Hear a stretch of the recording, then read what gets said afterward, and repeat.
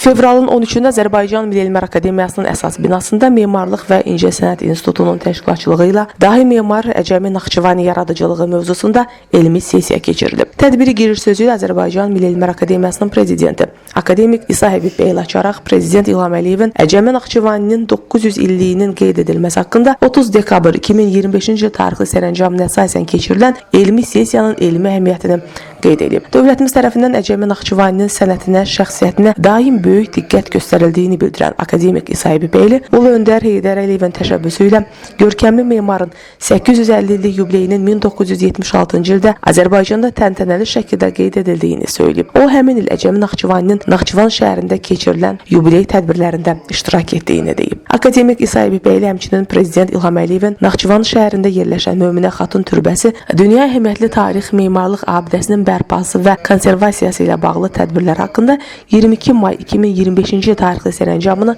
xatırladıb. Əcəmi Naxçıvaninin Azərbaycan mədəniyyət tarixinin ən parlaq simalarından biri olduğunu söyləyən AMIA rəhbəri, onun irsinin memarlıqla məhdudlaşmadığını, obrazının təsviri sənətdə də əksini tapdığını bildirib. Akademik İsa Həbib Bəyli AMIA-da Əcəmi Naxçıvani irsinin öyrənilməsi istiqamətində görülən işlərdən də bəhs edib. Bildirib ki, akademik Əbdülvahab Salamzadə 20-ci əsrin ortalarından etibarən Əcəminin sənət dünyasını elmi əsaslarla açmağa müvəffəq olub. Sonra Memarlıq və İncəsənət İnstitutunun direktoru, AMIA-nın müxbir üzvü Ərtəkin Salamzadə Əcəmi Naxçıvani yaradıcılığının dünya memarlığına təsiri mövzusunda məruzəsini təqdim edib. O, Naxçıvanda və Respublikamızın digər şəhərlərində ucaldılan memarlıq baxımından əhəmiyyətli komplekslər, tarixi abidələr haqqında məlumat verib.